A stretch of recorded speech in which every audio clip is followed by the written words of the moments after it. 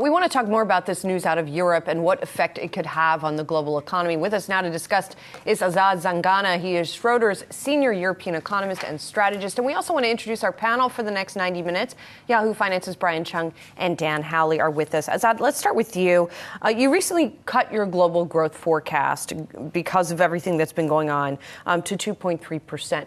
When you look at the actions that were taken today by not just the Bank of England, but the coordinated action with the UK government, you look at potential for ECB action. Are you at all reassured that that will help matters or mitigate some of the risks that we're seeing out there? I mean, it will certainly help support households and support businesses through this period of significant shock. But to be honest, even now, as we look at the spread of the virus and the scale of the shutdown that we're seeing in Italy, potentially the shutdowns we're about to see in the rest of Europe as well, it leads me to downgrade my forecasts even further. To what? To somewhere around maybe 2%, maybe even lower than that. It really depends on the scale of the action that governments take. But when you look at Europe and this ECB meeting tomorrow, their options are actually much tighter than they were, say, in 2008. And you brought up Italy. There's going to have to be some kind of bailout package at some point for Italy. And I was reading, was it $700 billion to $1 trillion? I mean, you've got the economy essentially shutting down there. And you use the word deflation.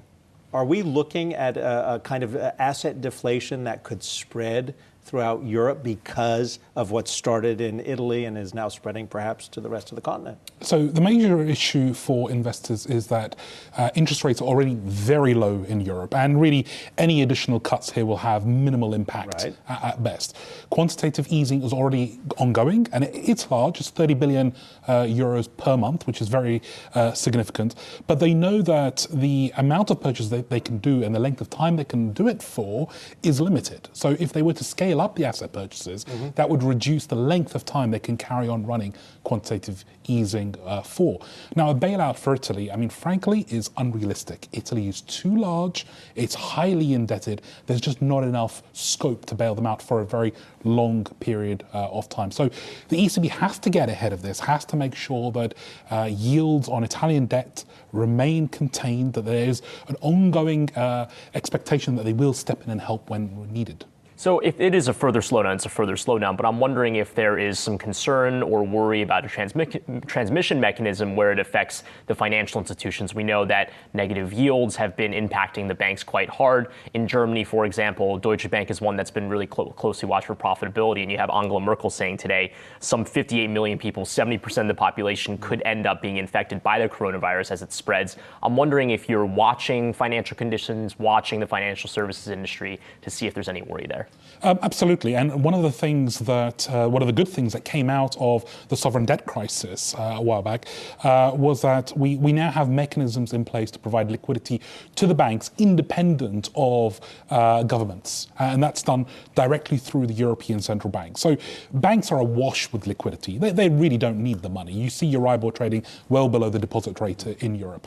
But there's still obviously concerns if governments start to default. That's a more extreme scenario, of course. You talk about the banks being awash with liquidity, and yet that negative interest rate that, the banks have an incentive to lend money as opposed to hold on to it. Are they? It doesn't seem like they are.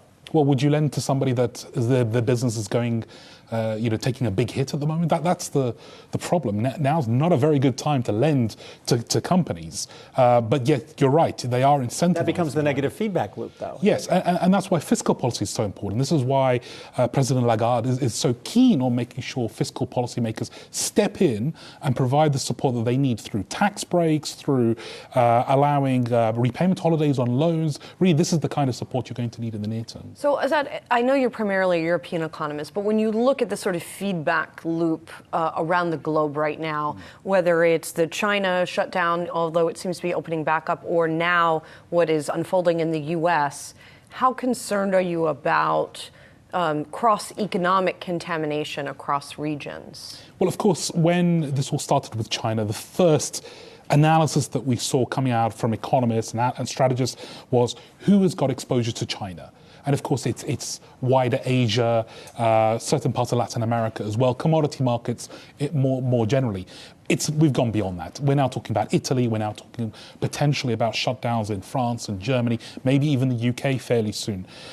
This is going global, and it is going to have a much bigger impact. But before people get too worried, remember this is still expected to be short term.